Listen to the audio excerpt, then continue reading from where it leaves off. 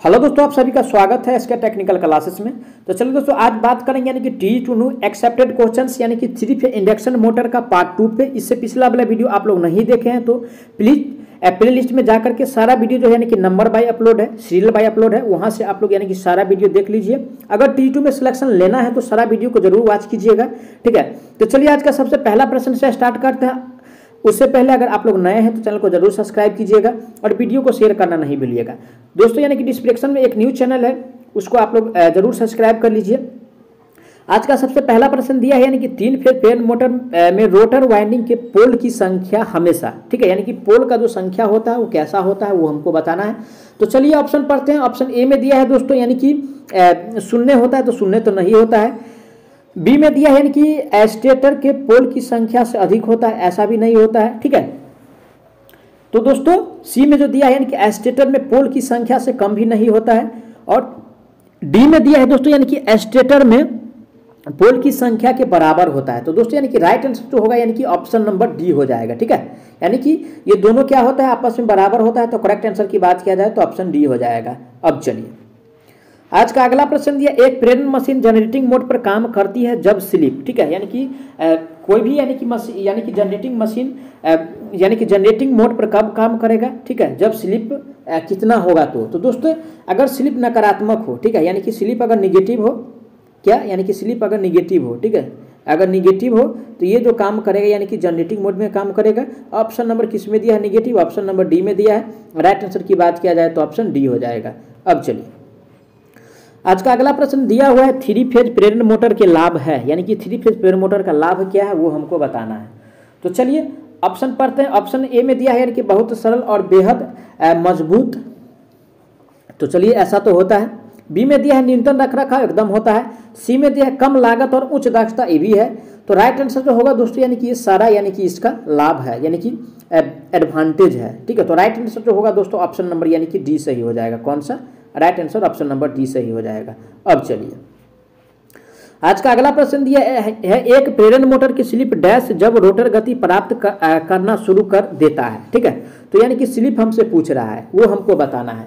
तो चलिए ऑप्शन पढ़ते हैं। ऑप्शन ए में दिया है दोस्तों, ये ऑप्शन ए में दिया है यानी कि समान रहती है, ठीक है, तो समान तो नहीं रहता है। बी में कह रहा है यानी कि बढ़ता है, बढ़ता भी नहीं है दोस्तों। जब सामान्य गति पकड़ लेता है तो थोड़ा सा इसका यानी कि स्पीड यानी कि जो क्या होता है यानी कि स्लिप यानी कि कम जाता है। तो राइट आंसर की बात किया जाए तो ऑप्शन नंबर यानी कि सी सही हो जाएगा। अब चलिए आज का नेक्स्ट प्रश्न दिया है, 3 फेज प्रेरण मोटर स्टेटर वाइंडिंग डैश एक दूसरे से विस्थापित है, यानी कि 3 फेज कह रहा है दोस्तों। यानी कि 3 फेज जो होगा यानी कि 120 डिग्री पे होगा। वहीं पे अगर सिंगल फेज की अगर बात करता है तो वो कितना पे होता है, यानी कि 90 डिग्री पे होता है। लेकिन यहाँ पे 3 फेज 120 पे होगा। तो ऑप्शन किस में दिया है 120, ऑप्शन नंबर सी में दिया हुआ है। राइट आंसर की बात किया जाए तो ऑप्शन सी हो जाएगा। अब चलिए आज का अगला प्रश्न दिया है, प्रेरण मोटर का रोटर सिंक्रोनस गति से नहीं चल सकता है क्योंकि, यानी कि क्यों नहीं चल सकता है वो हमको बताना है। तो चलिए ऑप्शन पढ़ते हैं। ऑप्शन ए में दिया है दोस्तों यानी कि स्टेटर फ्लक्स तो शून्य हो जाएगा, ऐसा तो नहीं होता है। बी में यानी कि हानियां बढ़ेगी, ऐसा भी नहीं होता है। सी में कहा रोटर टॉर्क शून्य हो जाएगा, ठीक है, तो ये प्रभाव यानी कि इस पे पड़ता है। रोटर टॉर्क क्या होता है, यानी कि शून्य हो जाता है। तो राइट आंसर जो होगा दोस्तों यानी कि ऑप्शन नंबर इसका यानी कि सी सही हो जाएगा। अब चलिए आज का अगला प्रश्न दिया हुआ है, यानी कि प्रेरण मोटर पर शॉर्ट सर्किट परीक्षण डैश निर्धारित करने के लिए उपयोग नहीं किया जा सकता है, ठीक है। क्या निर्धारित करने के लिए नहीं करते हैं वो हमको बताना है। तो चलिए ऑप्शन पढ़ते हैं। ऑप्शन ए में दिया हुआ है दोस्तों यानी कि वायु हानियां, ठीक है, यानी कि विंडेज लॉस, तो ये तो होता है, ठीक है, ये नहीं यानी कि इसके द्वारा तो नहीं किया जाता है। बी में दिया कॉपर हानियां, ठीक है, तो इस पर नहीं किया जाता है, ठीक है। और सी में दिया है ट्रांसफार्मर रेशियो, ठीक है, इस पे भी नहीं होता, इनमें से कोई नहीं। तो राइट आंसर जो होगा दोस्तों यानी कि निर्धारित करने के लिए किया जाता है, यानी कि वायु हानियां। ऑप्शन किस में दिया है, ऑप्शन ए में दिया है। करेक्ट आंसर ऑप्शन ए सही हो जाएगा। अब चलिए आज का अगला प्रश्न दिया है, प्रेरण मोटर पर ओपन सर्किट टेस्ट का उपयोग निर्धारित करने के लिए किया जाता है, यानी कि ओपन टेस्ट सर्किट जो करते हैं, ठीक है, ओपन टेस्ट जो किया जाता है क्या करने के लिए करते हैं, किस चीज़ ज्ञात करने के लिए किया जाता है। तो दोस्तों ओपन टेस्ट जो करते हैं यानी कि आयरन लॉस को ज्ञात करने के लिए, क्या आयरन लॉसेस को ज्ञात करने के लिए। ऑप्शन किस में दिया है, आयरन लॉस, ऑप्शन नंबर यानी कि ए में दिया हुआ है। राइट आंसर की बात किया जाए तो ऑप्शन नंबर ए सही हो जाएगा। अब चलिए आज का अगला प्रश्न दिया, निम्नलिखित में से कौन सा वृत्तीय आरेख द्वारा निर्धारित नहीं किया जाता है, यानी कि वृत्तीय आरेख द्वारा क्या निर्धारित नहीं करते हैं वो हमको बताना है। तो चलिए ऑप्शन पढ़ते हैं। ऑप्शन ए में दिया है यानी कि दक्षता, तो दक्षता तो निर्धारित किया जाता है। बी में पावर फैक्टर भी निर्धारित किया जाता है, लेकिन यानी कि फ्रीक्वेंसी जो दिया हुआ है यानी कि फ्रीक्वेंसी इसको यानी कि इसके द्वारा निर्धारित नहीं किया जाता है। तो राइट आंसर की बात किया जाए तो ऑप्शन नंबर यानी कि सी सही हो जाएगा। ठीक है, अब चलिए आज का अगला प्रश्न दिया है, मोटर स्टार्टर है, यानी कि मोटर स्टार्टर है, किस प्रकार का स्टार्टर है वो हमको बताना है। तो दोस्तों यानी कि मोटर स्टार्टर जो होता है यानी कि वेरिएबल होता है, क्या होता है, वेरिएबल होता है। ठीक है, वेरिएबल रेसिस्टेंस होता है। ऑप्शन किस में दिया है, तो ऑप्शन नंबर जो दिया हुआ है दोस्तों यानी कि बी में दिया हुआ है। राइट आंसर की बात किया जाए तो ऑप्शन नंबर यानी कि बी सही हो जाएगा। कौन सा, राइट आंसर ऑप्शन बी हो जाएगा। अब चलिए आज का अगला प्रश्न पे चलते हैं। आज का अगला प्रश्न दिया, निम्नलिखित में से कौन सा 3 फेज पिजरी प्रेरण मोटर की गति नियंत्रण विधि है। ठीक है, तो कौन सा है वो हमको बताना है। तो चलिए ऑप्शन पढ़ते हैं। ऑप्शन ए में प्लंगिंग तो ये कुछ नहीं है। बी में दिया है स्टार डेल्टा स्विच विधि, ये भी नहीं है। सी में दिया है पोल बदलने की विधि। तो दोस्तों यानी कि ये जो इसका यानी कि मैन जो होता है यानी कि नियंत्रित विधि है, ये पोल बदलने की विधि है। तो राइट आंसर की बात किया जाए तो ऑप्शन नंबर यानी कि इसका बी सही हो जाएगा। ठीक है, अब चलिए आज का अगला प्रश्न दिया है, पिजरे प्रेरणी प्रारूपी प्रेरण मोटर में रोटर चालक है, यानी कि रोटर चालक जो होता है कैसा होता है वो हमको बताना है। तो दोस्तों यानी कि इसका जो रोटर चालक होता है यानी कि शॉर्ट होता है, क्या होता है, यानी कि शॉर्ट होता है। ठीक है, शॉर्ट होता है और माध्यम से शॉर्ट होता है। ऑप्शन किस में दिया हुआ है, ऑप्शन नंबर यानी कि बी में दिया हुआ है। राइट आंसर की बात किया जाए तो ऑप्शन नंबर बी सही हो जाएगा। अब चलिए आज का अगला प्रश्न दिया हुआ है, 3 फेज प्रेरण मोटर के स्टार डेल्टा स्टार्टिंग में वोल्टेज कम होता है, यानी कि स्टार डेल्टा स्टार्टिंग में जो वोल्टेज कम होता है वो क्या होता है वो हमको बताना है। तो दोस्तों ये जो कम होता है यानी कि 1/, यानी कि √3। ठीक है, यानी कि 1/√3 गुना यानी कि कम होता है। ऑप्शन नंबर किस में दिया हुआ है, तो ऐसा जो दिया है दोस्तों ऑप्शन नंबर डी में दिया हुआ है। राइट आंसर की बात किया जाए तो ऑप्शन नंबर डी सही हो जाएगा। अब चलिए आज का अगला प्रश्न दिया है, निम्नलिखित में से कौन सी मोटर के लिए अनुपयुक्त नहीं है। ठीक है, यानी कि कौन सा है जो यानी कि मोटर के लिए अनुपयुक्त नहीं है वो हमको बताना है। तो चलिए ऑप्शन पढ़ते हैं। ऑप्शन ए में दिया है प्लंगिंग, ये तो होता है। बी में यानी कि डायनामिक होता है लेकिन घर्षण ब्रेकिंग इसमें नहीं होता है। कौन सा, यानी कि घर्षण ब्रेकिंग जो है यानी कि घर्षण ब्रेकिंग यानी कि नहीं होता है। राइट आंसर की बात किया जाए तो ऑप्शन नंबर सी सही हो जाएगा। कौन सा, सी सही हो जाएगा। अब चलिए आज का अगला प्रश्न दिया है, कम शक्ति कारक के लिए मुख्य कारक डैश का स्थापित होना है। ठीक है, यानी कि कम शक्ति कारक के लिए क्या स्थापित होना है वो हमको बताना है। तो दोस्तों ये जो होता है यानी कि इंडक्शन मोटर। कौन सा, इंडक्शन मोटर। ऑप्शन किस में दिया है, यानी कि इंडक्शन मोटर। ऑप्शन नंबर जो दिया है यानी कि सी में दिया हुआ है। राइट आंसर की बात किया जाए तो ऑप्शन सी हो जाएगा। अब चलिए आज का अगला प्रश्न दिया है, प्रेरण मोटर में अधिकतम टॉर्क निर्भर करता है, यानी कि अधिकतम टॉर्क जो होता है किस पे निर्भर करता है वो हमको बताना है।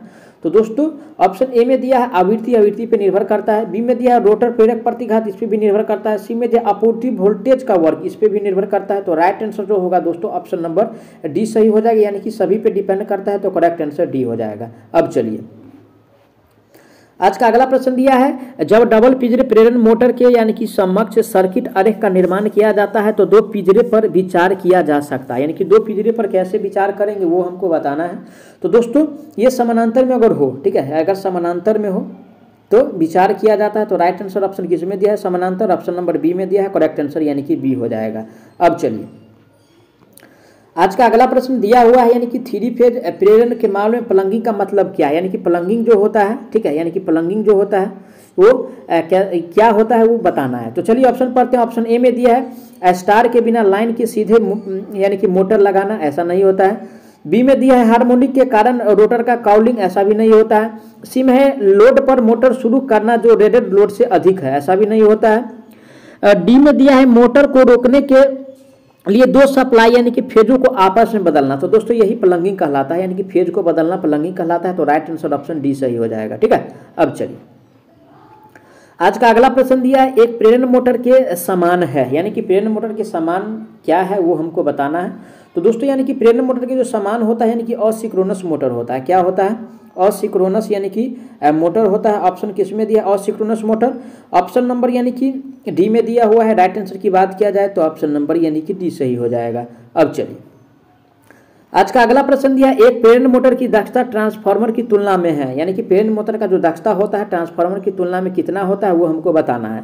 तो दोस्तों प्रेरण मोटर की तुलना में यानी कि ट्रांसफार्मर का दक्षता जो एक प्रेरण मोटर की तुलना में ट्रांसफार्मर की, एक मिनट दोस्तों, एक प्रेरण मोटर की दक्षता ट्रांसफार्मर की तुलना में, ठीक है, क्या होता है दोस्तों, यानी कि कम होता है। ऐसा क्वेश्चन में हर कोई कंफ्यूज होता है, तो ध्यान से थोड़ा पढ़ने का प्रयास कीजिएगा अगर एग्जाम में आए क्वेश्चन तो। यानी कि कह रहा है इससे कम होता है, तो राइट आंसर की बात किया जाए तो ऑप्शन ए हो जाएगा। ठीक है, अब चलिए आज का अगला प्रश्न पे चलते हैं। आज का अगला प्रश्न दिया है, प्रेरण मोटर की दक्षता लगभग डैश होने की उम्मीद की जाती है। तो दोस्तों प्रेरण मोटर का दक्षता जो होता है इंडक्शन मोटर का दक्षता होता है यानी कि ज़्यादा होता है, लगभग 80 से लेकर के 90% तक होता है। ऐसा ऑप्शन किस में दिया है, ऑप्शन नंबर सी में दिया है। राइट आंसर की बात किया जाए तो ऑप्शन नंबर सी हो जाएगा। अब चलिए अगला प्रश्न दिया है, पिंजरा प्ररूपी मोटर में स्लिप रिंग की संख्या होती है। ठीक है, किसमें, पिंजरा प्रेरण रोटर में यानी कि स्लिप रिंग। तो दोस्तों यानी कि इसमें जो स्लिप रिंग होता है, ठीक है, यानी कि स्लिप रिंग जो होता है वो यानी कि शून्य होता है, यानी कि 0 होता है। ठीक है, ऑप्शन किस में दिया है, 0।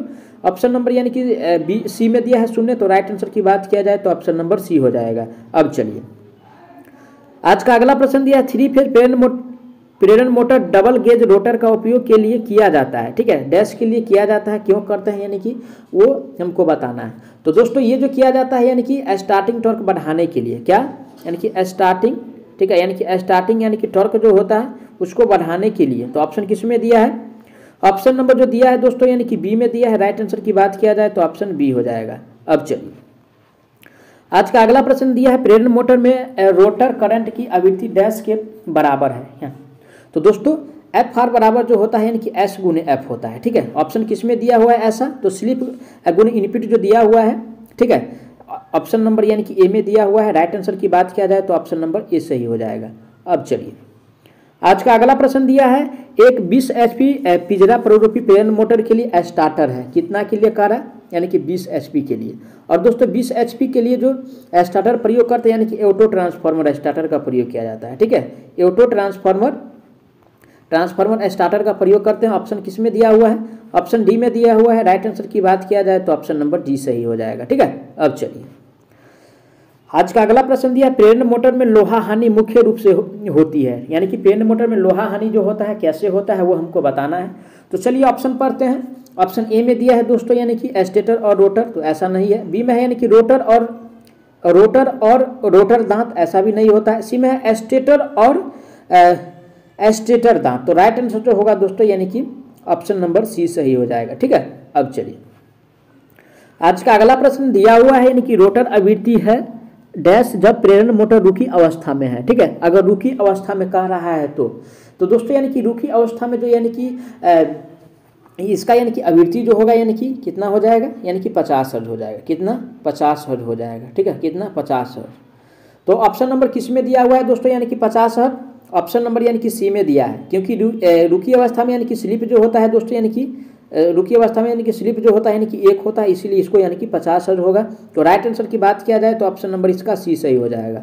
मैं आशा करता हूँ आप लोग सारा प्रश्न को अच्छा से समझे होंगे। अगर कोई भी प्रश्न में किसी प्रकार का डाउट है तो उसके लिए आप लोग कमेंट जरूर कीजिए, उसका जवाब बहुत जल्द मिलने वाला है। साथ ही साथ नए हैं तो चैनल को जरूर सब्सक्राइब कीजिएगा और वीडियो को ज़्यादा से ज़्यादा जरूर शेयर करें।